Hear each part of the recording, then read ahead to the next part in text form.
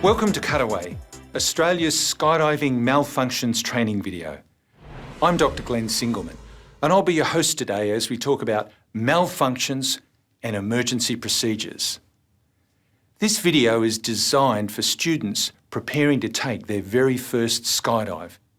Together with demonstrations from Australian champion skydiver Michael Vaughan, we'll discuss the different types of malfunctions that can occur and how to respond effectively using emergency procedures. We'll also cover minor problems that can occur on opening and how to respond to these. But before we get to malfunctions, let's recap on a stable deployment resulting in a good canopy and how to identify a good canopy that you can land safely, because it's most likely that that's what will happen on your first skydive. As you now know, it's important to remember the key words and associated actions your instructor has taught you. Let's run through the key words used during deployment and good canopy identification.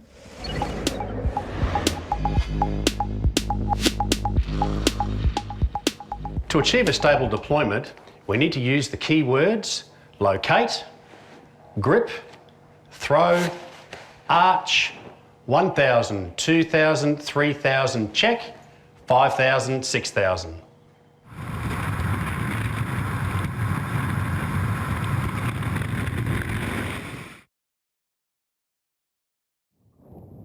Once the canopy is deployed, we go into our routine canopy inspection using the following key words: size, shape, straight, slider, twist free, toggles, 2 flares. Size. Check that the canopy is large, undistorted, no rips, tears or broken lines. Shape. That the canopy is rectangular, unrestricted and the end cells are fully open. Straight. By picking a point on the ground, we check that the canopy is flying straight and not turning in any way. Slider. The slider must come all the way down to the top of the risers at the bottom of the lines. Twist free. That the lines are not twisted. Toggles. When you've confirmed the previous steps, you should release the toggles located at the rear of the rear risers. 2 flares.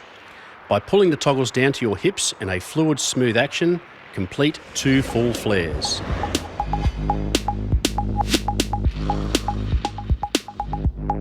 Even with a good arch and a perfectly stable deployment, it is possible for the pilot chute to become trapped in the jumper's burble, causing a delayed deployment of the main parachute. This is called a pilot chute hesitation. This can easily be remedied by turning a shoulder and exposing the pilot chute to the airflow, allowing it to catch air and deploy the main parachute normally. This is generally achieved when you check over your shoulder during your count. As discussed, a stable deployment position aids a clean and proper opening of the main parachute. An unstable deployment can cause deployment complications resulting in main canopy malfunctions requiring emergency procedures. Nevertheless, the highest priority is always to pull at the correct altitude regardless of stability.